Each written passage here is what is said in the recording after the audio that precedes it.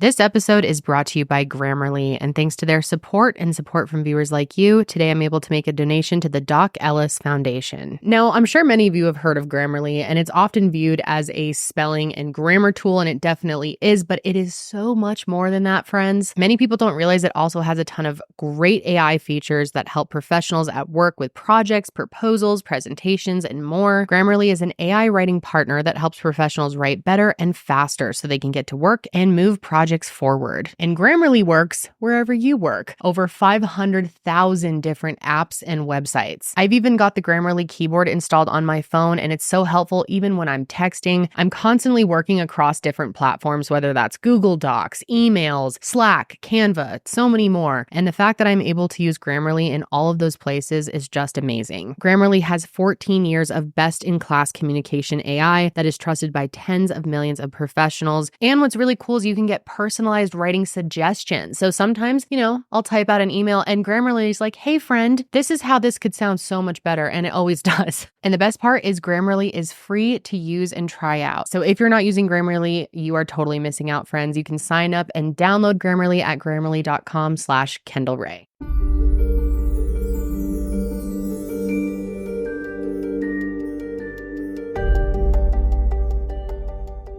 Hello, everyone, and welcome back to True Crime with Kendall Ray. Thank you for joining me today. And if you are new, then welcome. So happy to have you. Be sure to click subscribe. So today we have a case that is so extremely frustrating, very upsetting. And I think when you hear the details of this one, I was going to say you'll be shocked, but maybe you really won't be, especially if you've been watching my content for a long time. Some of the things that we're going to go over today, probably really won't be that shocking to you, but disappointing nonetheless. Today, we're going to be talking about the murder of 16-year-old Susana Morales. Now, I first heard Susana's story a few months ago, and I decided to wait to cover it until we had a bit more information and as we were getting closer to the trial of her killer, which was originally scheduled for June 3rd. However, it has been postponed, which I will explain later on. But I wanted to give you guys all of the facts as up to date as I have them so that you can have all the information possible before the trial actually does begin, if you want to follow it. And I hope you do, because this family really needs support. And I hope that by sharing this story, more people can be aware of what happened to her and see what a bright young woman she was, and that more people can root for justice and root for her killer to be convicted. Before we jump in though, I wanted to make a quick announcement that there are still some NCMEC items available in my merch shop, which is kendallray.shop. We have really limited quantities. You guys have been selling these out like crazy, and we are working to produce even more products for the future. You can find everything that we have available at kendallray.shop. And as always, 100% of the profits are donated. And really quickly, a highlight I wanted to mention that just came out in NCMEC's 2023 Impact Report was how National Center for Missing and Exploited Children assisted law enforcement, families, and child welfare with 28,866 missing children cases and had an overall 88% recovery rate. The work that they do is so impactful. And if you're able to pick up one of our items or make a donation to our campaign, we would really appreciate it. And as always, big thank you to everyone who has supported the campaign so far. But let's go ahead and jump right in. So Susana Morales was born on June 24th, 2006 in Atlanta, Georgia, and she was the youngest of 3 daughters. Besides her mom, Maria, and one of her sisters, Jasmine, the rest of their family hasn't been as outspoken in the media, so it's just really their 2 names that I'm going to be sharing with you guys today. Susana's loved ones say that she had an incredibly kind spirit, and that's really what they want her to be remembered for at the end of the day. She was also described as funny, sweet, sarcastic, and not to mention bubbly and super passionate about music. Not only was she a talented singer and piano player, but before her disappearance, she had been teaching herself how to play the guitar and the ukulele. On top of that, Susana was very active. She was a cheerleader at Meadow Creek High School, where she went to school as a freshman. Now, I just mentioned a second ago that she was born in Atlanta, but her and her sisters were actually raised in a suburb just outside of Atlanta called Norcross. And it was there that she grew up, went to school, and lived a pretty normal life. I mean, nothing about her life leading up to her murder would have made you think that anything like this would have happened. From what I could tell, she was a super mellow teen. She was well behaved. She wasn't doing anything to get herself in trouble, wasn't sneaking around or doing any of the typical things that most teenagers, 16-year-olds would do. Susana was very responsible. And if she ever went somewhere, she would always text her mom, let her know what she was doing. Her mom and her were very close, and she really kept her in the loop. And that's exactly what she did on the night she went missing. She did everything right. She was in full contact with her mom about where she was going, what she was doing, and that's why it was so bizarre to everyone when she just stopped responding. If her plans had changed, she would have texted, called, let somebody know, and that's why it was so strange that suddenly there was radio silence from her. Now, I am getting a little bit ahead of myself, so let me explain what exactly happened that night. So let's go back to July 26th, 2022. And that day was a completely normal day for Susana. It was summer break, so she wasn't in school, but she spent part of that Thursday helping her mom at work to make a little extra money. Then after that, she came home around 4 p.m. And by 6 p.m., she told her mom she was going to walk over to a friend's apartment, which were in the Sterling Glen apartments. And just to give you a little context here, this apartment complex was less than a mile from her house, so it wasn't weird or out of the ordinary for her to be walking there in any way. In fact, she had gone there several times before, and like all of those other times, her mom was totally cool with it. And honestly, I can't stress enough how close this was and how she had done this several times before. I mean, it was pretty much just behind her house. She had to just walk a block to get there. But this time was different than all the other times because after leaving her house that evening, she never returned. Even after she had texted her mom at 9:40 p.m., letting her know she would be back soon, she never showed up. Of course, her mom called her, texted her repeatedly, could not get a response. So the next morning at 9 a.m., her family went to the police station and reported her missing. The Gwinnett County Police Department was notified of Susana's disappearance in the morning of July 27th. However, I'm sure it'll shock none of you to hear that they did not take this report seriously. And they did the same thing we have seen so many times, which truly, I think nothing pisses me off more in true crime than this.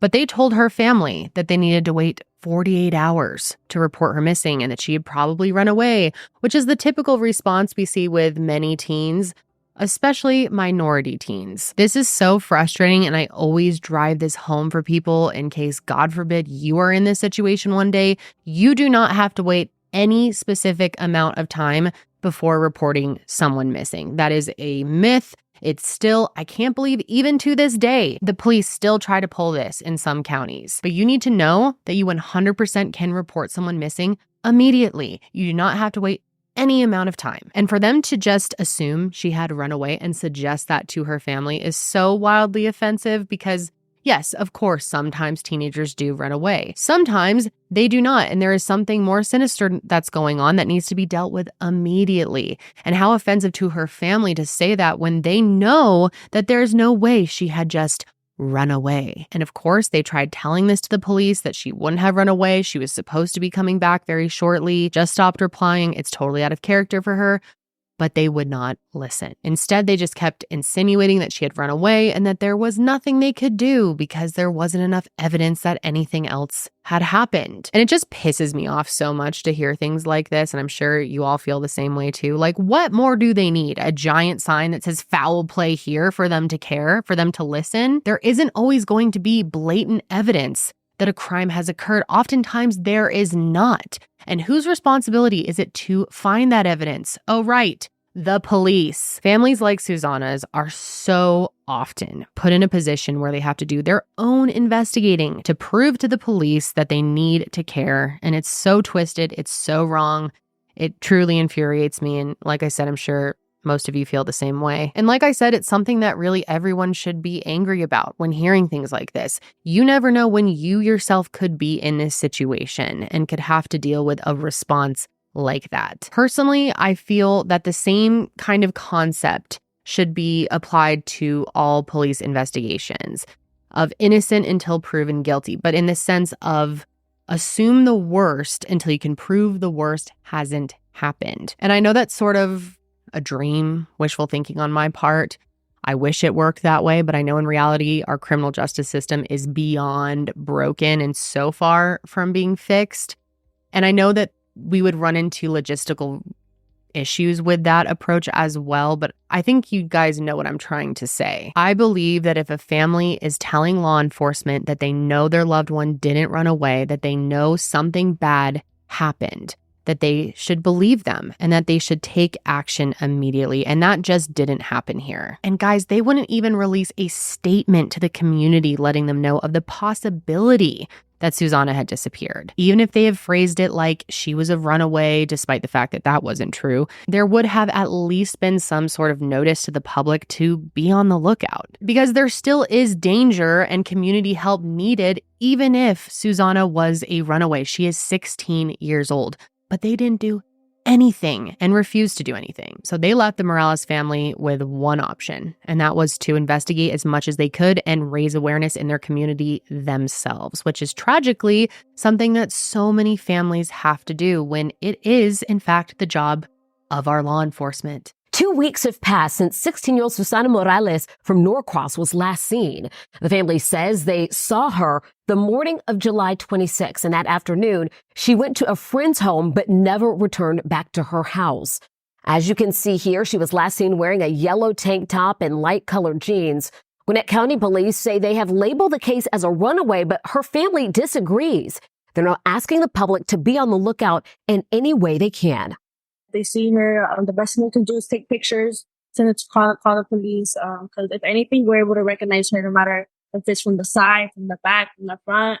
Like, the most important thing we need right now is people to take pictures and people to see her. So anyway, in the days and weeks that followed, the Morales family began passing out flyers and asking neighbors and local businesses if they had seen Susana or noticed anything suspicious, noting that she was wearing a yellow tank top and light blue jeans. And luckily, they did have some help from the community because local businesses did pull security footage, which actually ended up being a big help. In this footage, Susana can be seen walking near Singleton Road and Indian Trail Lilburn Road just before 10 p.m., which, to put it plainly, she was walking from the direction of Sterling Glen Apartments, where her friend lived, towards the direction of her house, headed home. But if she was clearly walking home, can be seen walking home, what happened? Especially because she was just a few minutes away from actually being home. And this is obviously the question that her family wants to know. And so they bring this footage to the police, supply them with their own evidence. And even then, they're hesitant to say that anything bad could have happened to her. Now, Susana's phone records were checked, and the police said that they were the ones to do this, although her family has said it was them. But in the end, the point ends up being the same. And the point is that between 10:07 p.m. and 10:21 p.m., Susana was walking in the direction of her house. But by 10:26 p.m., her phone had pinged near the street Oak Lock Trace, which was about a mile east of her home in the complete opposite direction. So between 10:21 and 10:26, something clearly happened for her to suddenly be in this new location. And sadly, after this, her phone just stops pinging entirely. So this is all they had to go off at this point. So for the next several weeks, Susana's family continued to be her advocate, rally the community, raise awareness, do whatever they could to try and find Susana, to at least try and find answers if something had happened. And the one thing that they really desperately needed beyond the help of the police, which would have been nice, but they also really needed help from the local media, which sadly was very limited. Local Spanish news station Telemundo Atlanta were among the first and only news stations to pick up Susana's story from the get-go, and they provided tons of assistance to the Morales family in those early days and weeks. They were constantly reaching out to the police department, asking for any updates on Susana's case and also pressuring them to care more. Maria even said herself in an interview that she felt discriminated against by the Gwinnett County Police Department and that because there was a language barrier, they were not taking her daughter's disappearance seriously. And personally, I completely agree with her. But luckily, with the help of Telemundo Atlanta, they actually got the police to finally take action. Just over a month after Susana disappeared on August 29th, Gwinnett County Police Department put out a press release, which was the first time that they had publicly recognized that she was missing. They said that they had exhausted all leads and were now asking the public to come forward with any information. And the fact that it took them a month to finally make a statement is so wildly offensive Not to mention the fact that they had doubled down and said that they didn't believe Susana was in any danger. Here's the exact sentence. While any missing juvenile is considered endangered at this time, there is no indication that Morales is in any specific danger, and it is not believed that she is being held against her will. And knowing what they know now, which I will get into here in a sec, I hope they feel terrible for that, which chances are they probably don't. And Ron, just hours ago, Gwinnett County Police tell me they believe they've run out of leads after looking into Susana's case for over a month. And now they're asking for the public's help, something Susana's sister has asked for since day one. It's frustration of not knowing where she is, not knowing anything, you know? Like, all I ask sometimes is just, I just want to know where she's at so I can get her. For more than 1 month, Jasmine Morales has been praying for her younger sister's safe return home. This surveillance video captures the last moment 16-year-old Susana Morales was seen July 26th. She was walking home near Singleton Road and Indian Trail Lilburn Road after visiting a friend. Something happened in between the place that we got the camera footage from and our neighborhood, and that's like a minute apart. So something happened in that little minute, and we just haven't been able to figure out what happened. Gwinnett County Police initially considered Morales a runaway, but tell 11 Alive it has exhausted all leads and now needs the public's help. It adds that there's no indication the teen is being held against her will, but her sister thinks otherwise. So we know that she's not out there because she wants to be. She will never do that. I mean, it's been over a month. It would have been like, so she would have contacted like her boyfriend, my mom, me, or at least. During that month where investigators claimed to have exhausted all leads, the Morales family was doing the same. They themselves personally followed up on every single tip that came in, and they even drove out of state several times to do so. And at one point, Maria basically got threatened by her boss that she needed to return to work because she was spending too much time looking for her daughter. I don't think anyone would blame her for that, especially parents out there. I'm sure you can agree. You would stop at nothing to find your child if they were missing, no matter what the consequences were. Jasmine, her sister, says that they were even checking on her social media daily, thinking that maybe if she were alive, there would be some type of, activity on her Instagram or her TikTok, but there was nothing. 1 month turned into 2 months, which turned into 6 months, and only then did their family finally hear from investigators. In January of 2023, someone from the police department reached out wanting to know more details about Susana's disappearance. A little too late there. I think we can all agree it should have been a priority to do that the day that they were alerted she was missing, not 6 months later, but I digress. They also reached out because they wanted to collect a DNA sample from Maria and obtain Susana's dental records, which obviously, when they were asked for that, it really made their hearts sink because what does that normally mean? But at this point, Susana had not been found. Asking for a DNA sample and her dental records was basically precautionary, but sadly would end up being necessary. Less than a few weeks later, on February 6th, 2023, skeletal remains were found. That day, there was someone driving along Highway 316 between Drowning Creek and Barrow County, and they decided to pull over on the side of the road to take a phone call. And this person ends up walking into the woods. I don't know, maybe they're just, speaking on the phone, getting a little fresh air. And that's where they stumbled upon what appeared to be human remains. Now, someone brought this up on a recent episode of mine about how traumatic it must be for someone to just come across human remains like that. I truly can't imagine what that would be like. And it's not something I often think to bring up. And that's why I'm glad someone mentioned this, because obviously we're focused on the victim and their families here. But I also want to just note how, truly traumatic and scary finding something like that would be. I just cannot imagine coming across skeletal remains like that. So obviously authorities were called to the scene, and once they arrived, it was confirmed that the remains were human, and the area was taped off and the body was sent to the medical examiner's office. And through dental records and the DNA sample that was already provided by Maria, the medical examiner confirmed that the remains belonged to 16-year-old Susana Morales. And sadly, because of the state of decomposition, this was months later, they were not able to determine a cause of death for Susana, and that is information that we still don't know to this day. But the good news is we do know who did it. And let's talk about who that scumbag is and how the police found him. On February 7th, investigators with the Gwinnett County Police Department executed a grid search of the forest where Susana's body was found, and they ended up finding a crucial piece of evidence. Not far from where her body was first found, they ended up finding a handgun. And not just any handgun, this handgun belonged to a police officer. 22-year-old Doraville police officer Miles Bryant came up as the owner of this gun when investigators ran the serial number, but according to their records, it had been reported stolen. And just take a guess at what day this gun was reported stolen. I'll wait. It was on July 27th, 2022, the same morning that Susana was reported as missing. According to the report that Miles made, he had left his truck unlocked the night before, and his wallet, his military ID, and his gun was stolen. Coincidence?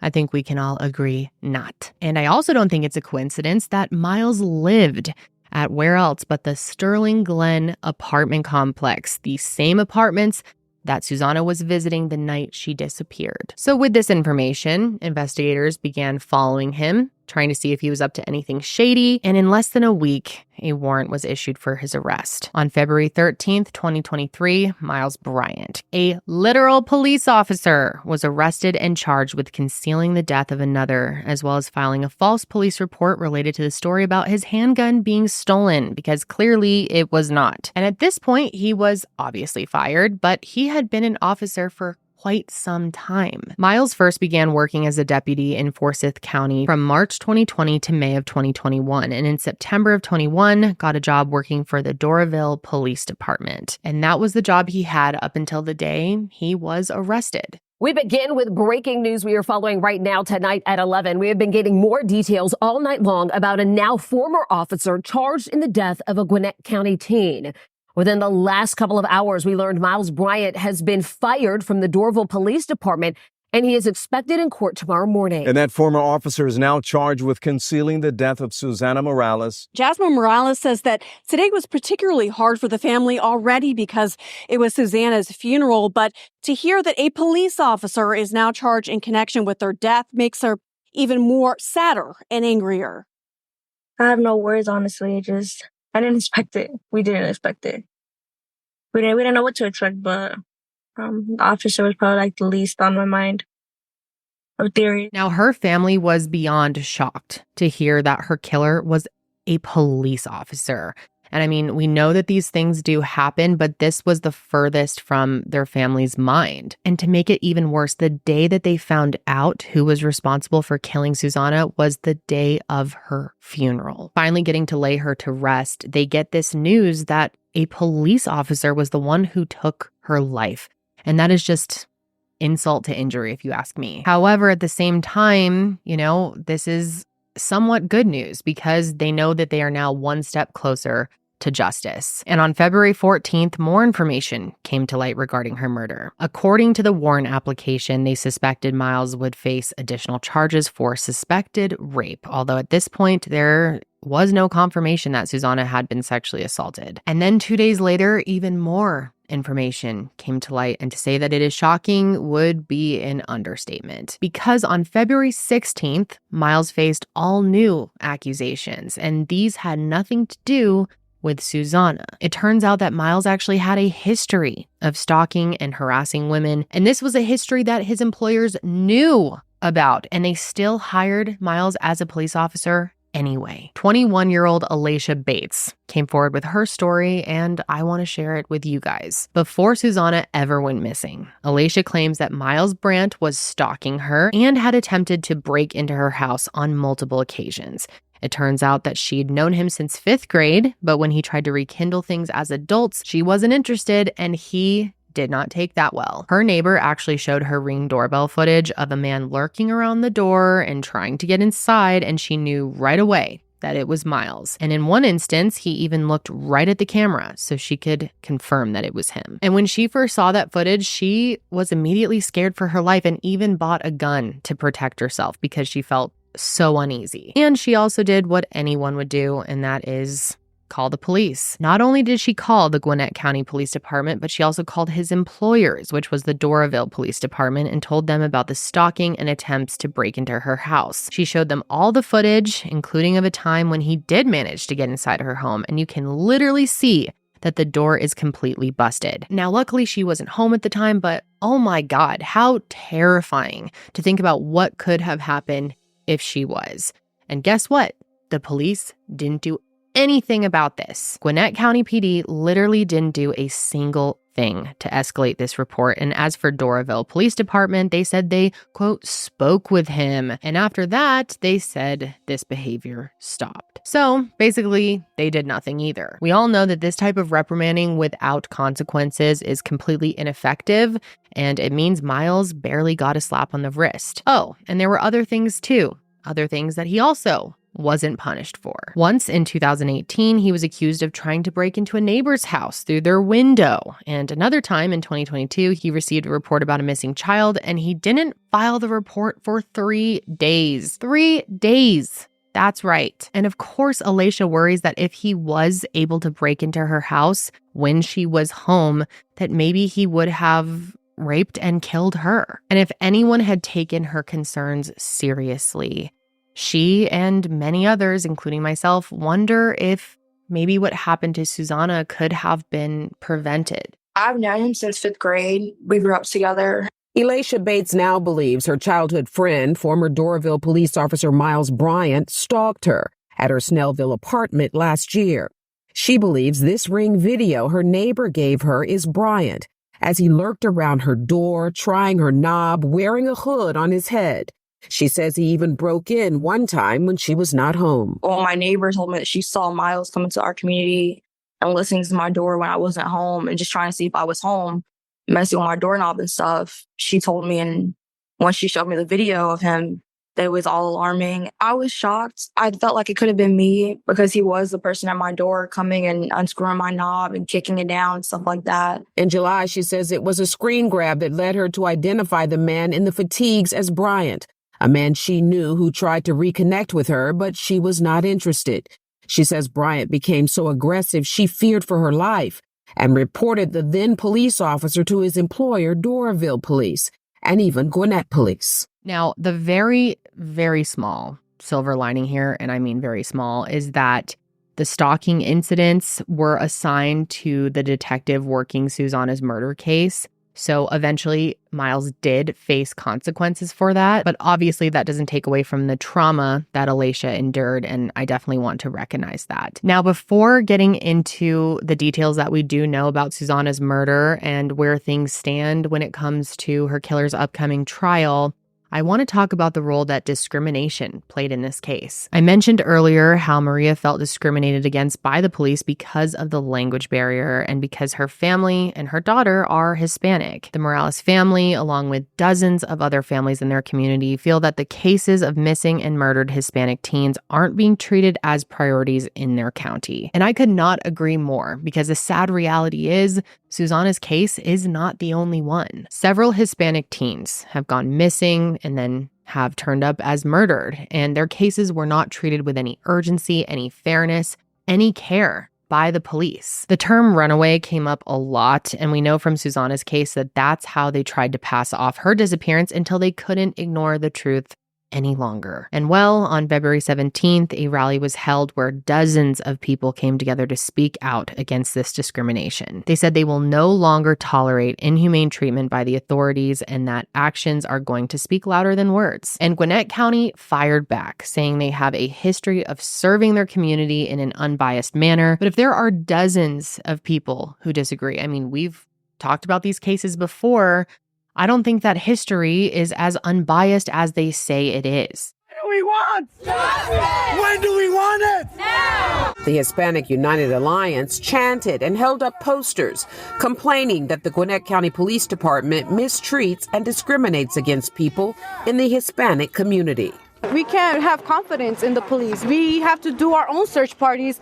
We feel like us as a Hispanic community, that they're not paying just as importance as any other case. Just recently, I talked about the case of Lauren Astley, and we talked about how police jumped right into action, and that's awesome. But that's what we want to see for everyone, regardless of their ethnicity. They jumped in so quickly when it came to Lauren Astley that her body was recovered the next day. Her family didn't have to wait months waiting for answers. And I mean, granted, even if police do get involved right away, you don't always find human remains or get those answers right away. But I feel like if they had taken immediate action in Susana's case, they may have been able to recover her much quicker. I mean, I'm pretty confident that they would have if they had done a thorough search. Susana's family and so many other families don't get the privilege of having that support and getting those answers as soon as possible. And I don't think it's a coincidence that most of the time those people are minorities. And I'm definitely not trying to say that Lauren didn't deserve that quick action.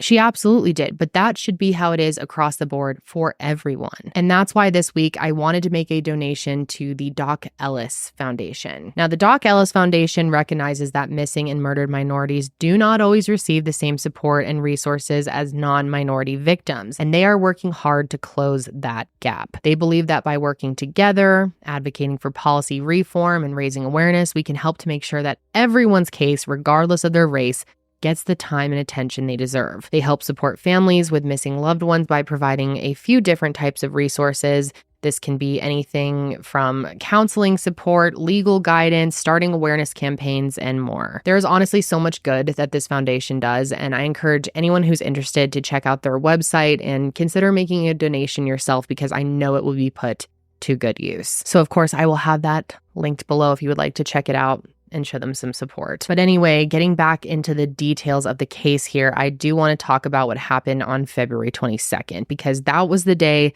that 2 additional charges were filed against Miles Bryant. In addition to facing the charges of concealing the death of another and falsely reporting a crime, Miles was now facing felony murder and kidnapping charges. The chief of the Gwinnett County Police Department held a press conference where the news of this was all announced, and it was incredibly informative.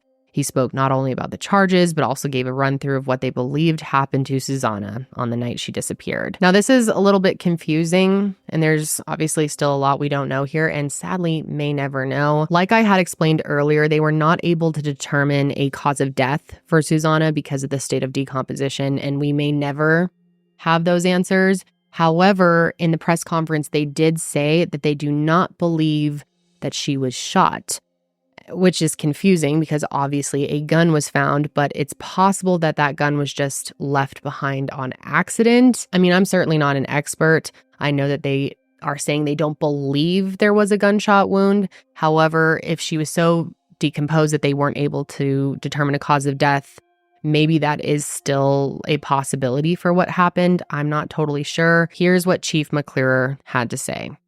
On July 26th at approximately 6 p.m., we know that Susana Morales left her home on Santa Ana Drive in Norcross and walked a short distance to the Sterling Glen apartment complex on Indian Trail Road. There, she met with her friend for about 4 hours, and at about 10 o'clock, she began her trek back to her house. We know that between 10 and 10:30 p.m., Susana had an interaction with an individual and ultimately was not seen or heard from again. This case was immediately assigned to our Criminal Investigations Division, who worked diligently on this case and followed up on a number of leads and tips.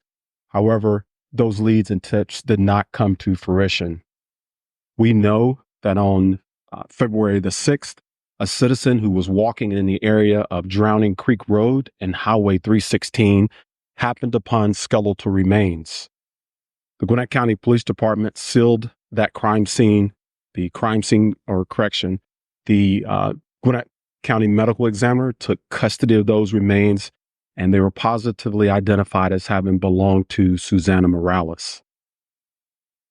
The following morning, February 7th, we brought out a large contingency of police personnel and conducted a methodical and meticulous search known as a grid search.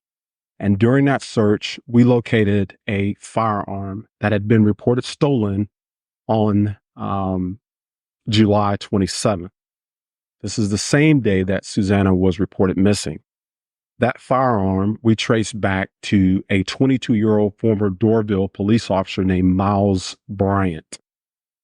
Bryant then became a person of interest in our case. We continue investigating, and on February 13th, we secured warrants for concealing the death of another. Since that time, our criminal investigators have been working this case continuously, and we have reached a threshold to where these charges have now been upgraded to felony murder and kidnapping charges.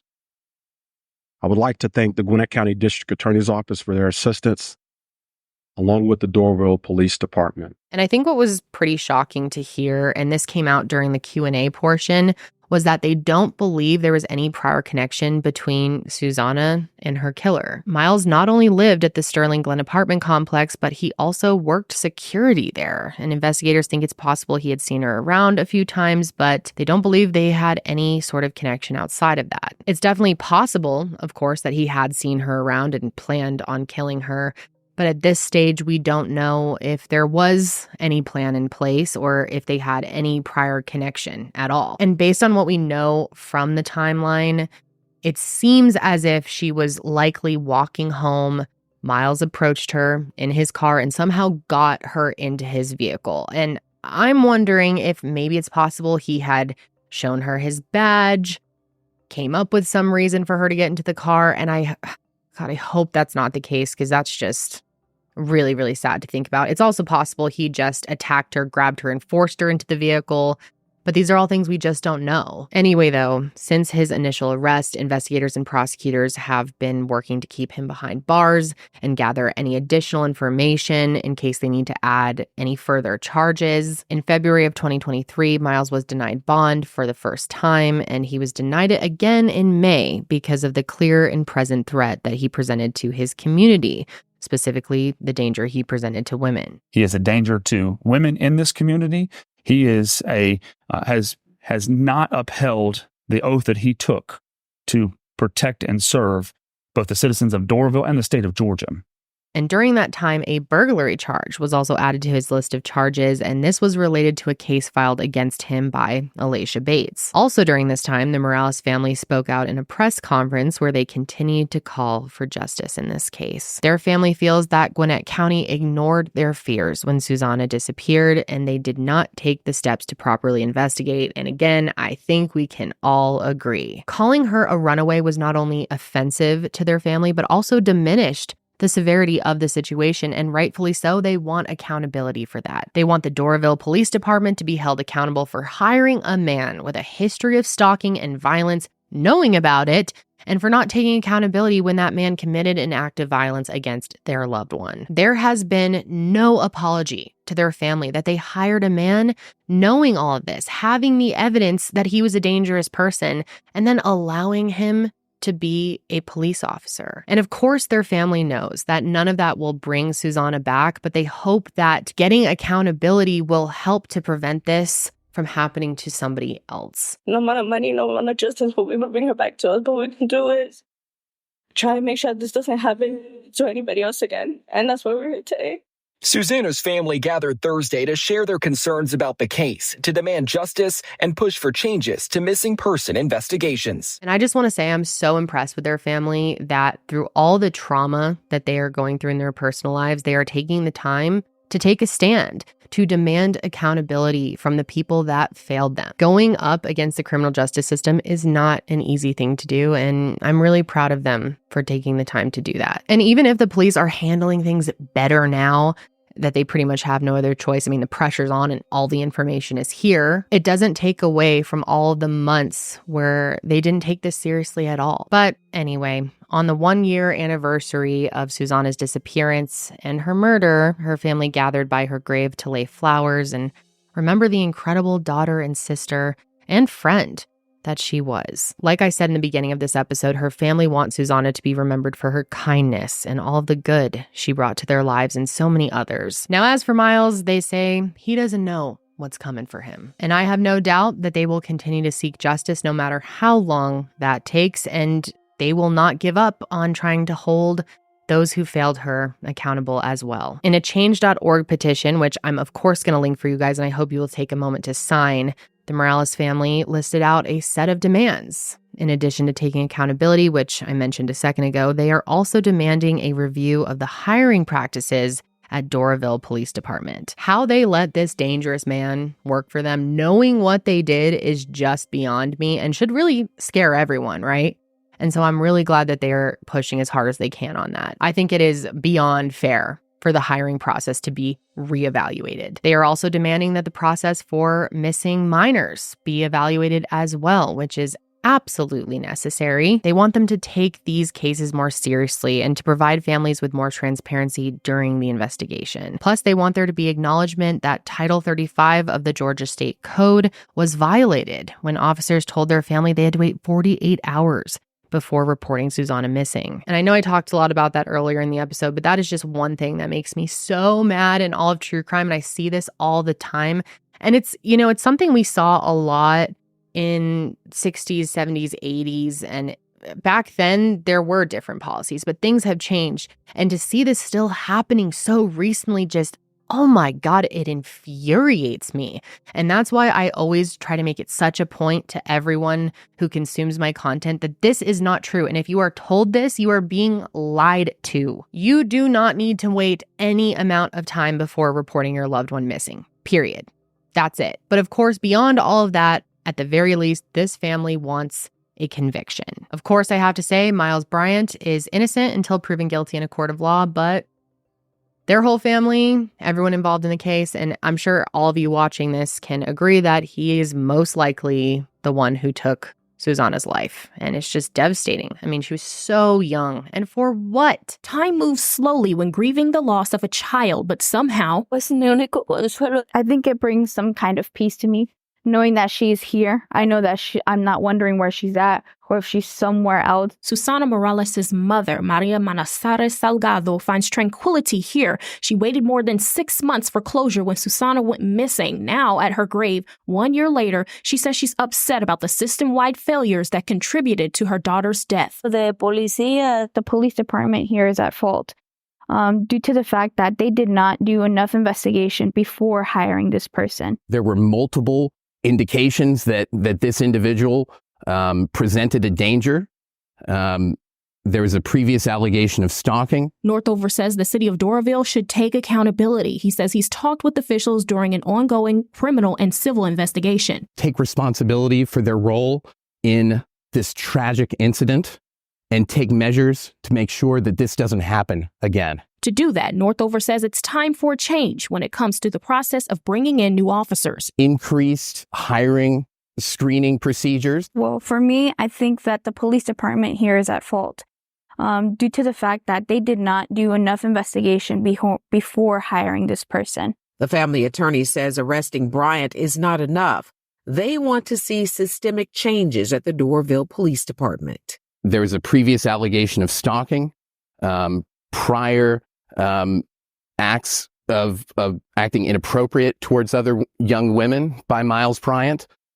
City of Doraville was put on notice of these issues and did an internal investigation, but took no corrective actions. And we're not quite done yet because it turns out in January of 2024, it was announced that Miles Bryant was being charged with attempted rape. And I know I touched on this very briefly earlier and that, we don't actually know. It hasn't been revealed what happened to Susana. Some of the information is just not known to anyone, sadly. But hearing that he is now being charged with rape gives us a clearer picture of what happened here. And it just breaks my heart thinking about what the end of Susana's life was probably like. It's possible that we may find out more information soon about exactly what happened. Obviously, this charge really does give us an idea.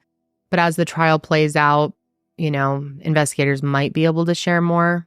Just not sure at this point. But anyway, my heart truly goes out to this family. This is just such a devastating case. Like I said, Susana was just so young and such an amazing person. And it's just incredibly angering. And I hope that they're able to maintain the strength that they've shown, which is so impressive, just a little while longer until, trial and until Miles finally is sentenced and gets to pay for what he did. And in early January, like I said earlier, it was announced that the murder trial was set to begin on June 3rd, but with the new indictment, the trial date has been pushed back and a new date has not yet been announced. Miles is facing 5 charges, including malice murder, felony murder, kidnapping, false report of a crime, and attempted rape. And he is also facing a burglary charge, but that is in a different county. And I genuinely wish that I could end this episode by telling you that Susana's killer has been brought to justice and has been sentenced, and it's all, done as far as that goes. But unfortunately, we are just not there yet. However, I have confidence that we will be there soon. And also, I just wanted to note, their family also very recently decided to sue the apartment complex where Susana was last seen, saying that the complex was negligent and they should have known that Miles was a threat and voiced that to those living there. They also argue that they were negligent in their hiring, supervising, and retention processes, pointing out the fact that there isn't a system in place to make sure that those living in the building weren't a threat to others. The lawsuit also points to the security issues they haven't fixed and their failure to act upon knowledge of other crimes that have happened around this building before. And it's currently unknown how much money they are suing for, but big picture, I believe the point they are trying to make is that this could have been prevented, yet several systems in place failed to protect Susana, which is just so wildly unresponsible and so unfair to her and her family. And I hope that we will see justice in that lawsuit as well. That is unfortunately all I have to report on this case at this time. If there are any major updates, I will be sure to pin a comment and let you guys know. Also, if you would like to take the time to sign their family's petition and show them that support, I'm sure they would greatly, greatly appreciate it. Like I said, it's the easiest thing you can do as an active true crime consumer to sign a petition. It only takes normally seconds. And if you wouldn't mind, sharing this episode or sharing anything related to Susana along with that petition, that would be wonderful as well. I would really appreciate it, and know their family would appreciate it as well. But yeah, that's all I have. Just another tragic, completely preventable murder. And it's truly heartbreaking. But I definitely want to hear your thoughts on this one, so let me know. And I will be back soon, but until then, stay safe out there.